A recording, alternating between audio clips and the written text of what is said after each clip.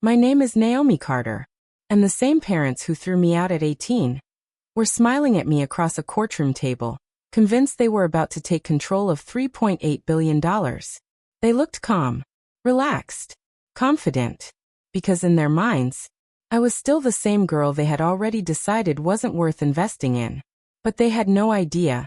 My grandfather had already seen this coming. And before I tell you what happened next, if you enjoy powerful stories about betrayal, control, and unexpected justice, make sure you subscribe, because stories like this remind you exactly how power really works. I grew up in a house where money wasn't just money. It was a test. Everything had conditions. Love, approval, attention. If you performed well, you received more. If you questioned anything, you received less. My older brother Daniel understood that early. He played the game perfectly. Confident, loud, always certain. Even when he failed, it was framed as potential. When he demanded more, it was called ambition. I was different. I didn't argue. I observed. And somehow, that made me the problem. When Daniel turned 17, a brand new car appeared in the driveway with a bow on top. My parents called it an investment in his future. When I turned 18, I got a conversation. Not emotional. Not angry. Just final. You're an adult now, my mother said calmly. It's time you learn to stand on your own. No support. No safety net. Just a suitcase and a closed door behind me. I didn't cry, because in that moment, I understood something clearly. In my family, love wasn't unconditional. It was earned. And I hadn't met the requirements. The only person who never treated me like a liability was my grandfather. William Carter didn't need to raise his voice. He didn't need to prove anything. He just watched, listened, understood. When I didn't tell him what happened, he still figured it out. He called me one evening and simply said, "Come have dinner." He didn't ask questions. He didn't push. He just created space, until I finally told the truth. I expected disappointment. Instead, he nodded once and said, "So they finally showed you who they are." That was it. No drama. Just clarity. From that moment on, he became my quiet support system. Not loud. Not obvious. But always there. And while my parents wrote me off as a loss, he was doing something else entirely. He was preparing. Years passed. I built my life slowly. Quietly. No shortcuts.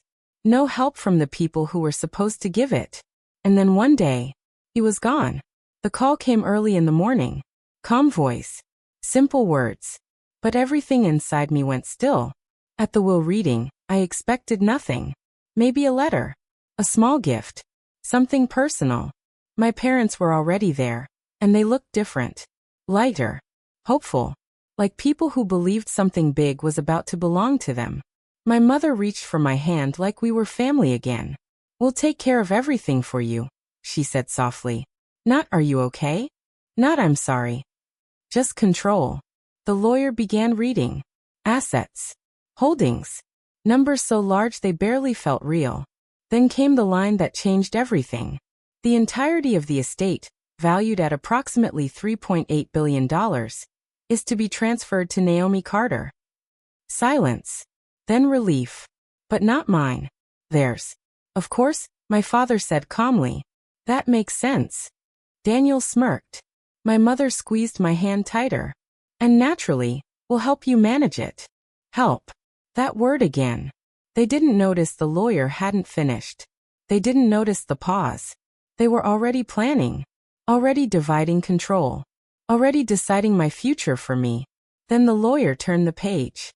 And everything changed. "Additional provisions apply," he said. The room shifted. In the event that any individual attempts to control, manage, or interfere with the estate on Naomi Carter's behalf. My mother's hand slipped away. Such action will result in immediate disinheritance. Silence.